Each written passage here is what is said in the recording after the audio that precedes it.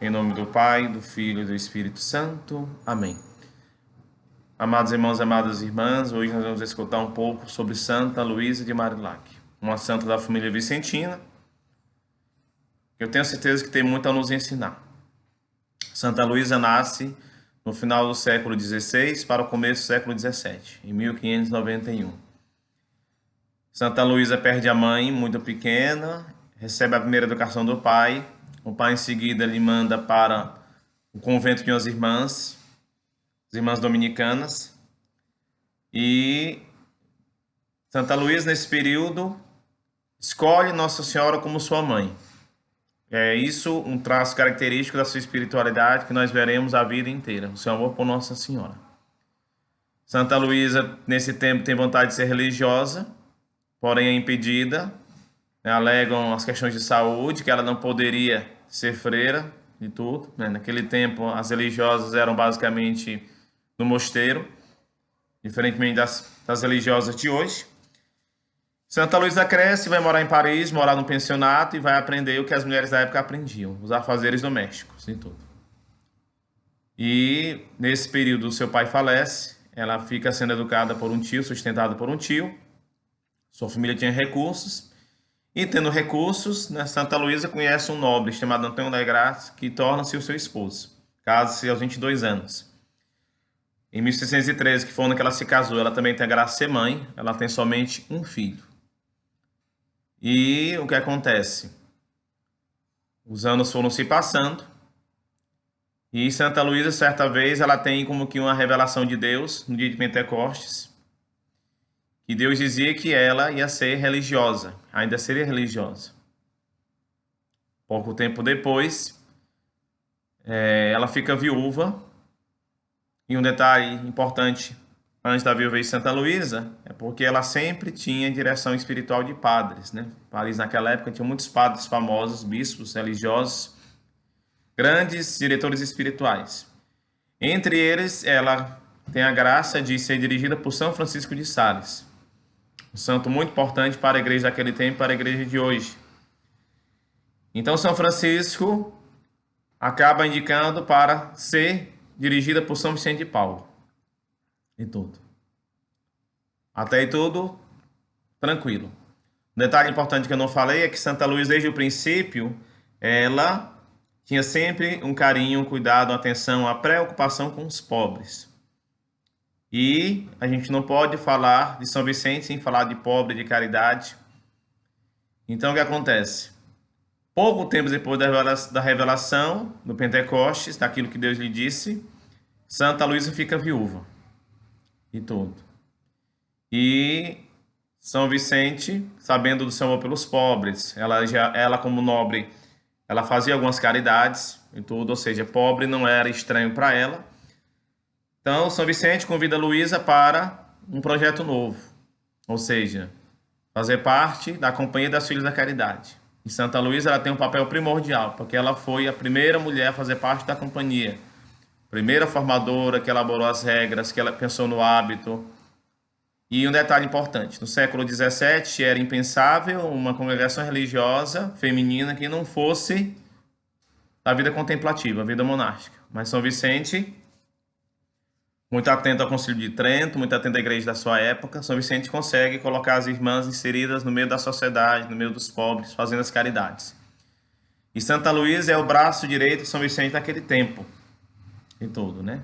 Um detalhe importante que eu não poderia passar essa fala de Santa Luísa e não falar para vocês. Naquele tempo só se conhecia as religiosas, e até um pouco de hoje, mas era impensável pensar em vida religiosa feminina fora do mosteiro e uma vida religiosa feminina em que os votos não fossem perpétuos. Padre, como assim? Muitas religiosas de hoje, elas renovam seus votos anualmente. Naquele tempo não tinha isso, ou seja, as congregações religiosas, as ordens religiosas, a consagração era somente uma vez. Então não tinha renovação. Mas São Vicente, o que ele fez? Ele conseguiu com que a Companhia da Filha da Caridade, naquele tempo, e Santa Luísa ajudou muito nesse sentido, que as irmãs renovassem todos os anos os seus votos. Um ponto interessante. Em 25 de março de 1642, quando Santa Luísa faz a sua consagração, pobreza, obediência e castidade e serviço aos pobres, ela e as três primeiras se consagram definitivamente. Foram as únicas religiosas das Filhas da Caridade que fizeram um voto perpétuo. As que vieram posteriormente fizeram, até então, até hoje, elas renovam seus votos sempre a 25 de março. E tudo, né? 9 meses antes do Natal. Dia da Anunciação do Senhor. É importante nós olharmos isso. E Santa Luísa, ela pensou em tudo, nas regras. E um detalhe interessante, São Vicente ele não queria que as suas filhas em nada se parecessem com as irmãs que houvessem da época. Nada, nenhum hábito. E alguém pode falar, mas padre, como é que foi feito naquele tempo? Então, Santa Luísa ela se inspirou nas pobres camponesas do sul da França. O primeiro hábito das Filhas da Caridade foi o hábito mais simples possível de tudo. Santa Luísa foi uma mulher de gestos muito concretos, firmes, formando aquelas irmãs. Foi a primeira formadora, elaborou as constituições, as normas, caminhou em unidade com São Vicente e também em obediência. E, ao mesmo tempo, ela foi sempre nutrindo das irmãs uma liderança concreta e discreta. Ela sabia o seu lugar, o seu papel dentro da companhia e tudo, né? Então, é uma riqueza muito grande falar sobre Santa Luísa. Um detalhe interessante que naquele tempo as irmãs eram obrigadas a cuidar de crianças, órfãs, enfermos nos hospitais.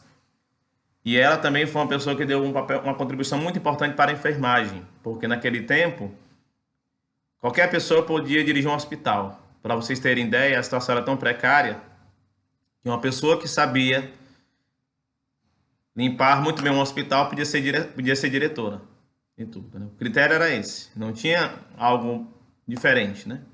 Então Santa Luísa também ela ajuda muito nesse papel ligado à enfermagem, né? A cuidar, administrar, a organizar a caridade, enfim. E aquelas irmãs também foram fundamentais nas guerras. Não que elas fossem guerrear, mas elas na retaguarda cuidavam dos soldados, feridos, machucados. E fora tantas obras que às vezes a memória não alcança. O certo é que aquela mulher de aparência frágil, que queria ser religiosa quando jovem, foi religiosa com 33 anos na vida madura, e tudo, né? Deus tinha para ela um projeto muito novo e deu a ela também um padre, né, um diretor espiritual que foi fundamental nesse tempo. E Santa Luísa morre em 1660, no mesmo ano que São Vicente, um morre em março, outro morre em setembro. Observando também um fato interessante, que apesar de eles terem morrido no mesmo período, Santa Luísa só é beatificada, canonizada no século XX. Em 1920, está fazendo 100 anos, eu creio que hoje, né, que ela é beatificada pelo Papa Bento XV. 11 de março de 1934, ela é canonizada pelo Papa Pio XI. Em 1960, ela é tornada padroeira das obras sociais da Igreja pelo Papa João XXIII. E o Papa Bento XVI a cita como modelo de caridade, na encíclica Deus Caritas Est. Então eu gostei de terminar a sua fala sobre Santa Luísa lendo uma oração sobre ela, que ela fez para Nossa Senhora. E tudo, né? Lembrando ainda que o seu filho único deu para ela muita dor de cabeça no decorrer da vida. São Vicente ajudou muito na educação de Miguel, né? Miguel Legras. Porém, Miguel só toma juízo, só amadurece quando se casa.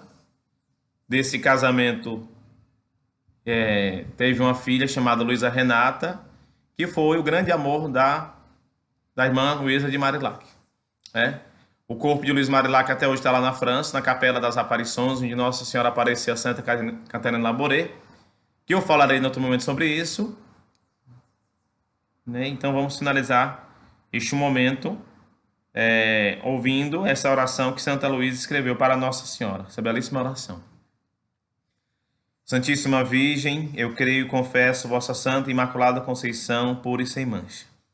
Ó Puríssima Virgem Maria, por vossa pureza virginal, vossa conceição imaculada, vossa gloriosa qualidade de Mãe de Deus, alcançai-nos de vosso amado Filho a humildade, a caridade, uma grande pureza de coração, de corpo e de espírito, uma santa perseverança em minha querida vocação, o dom da oração, uma santa vida e uma boa morte. Amém.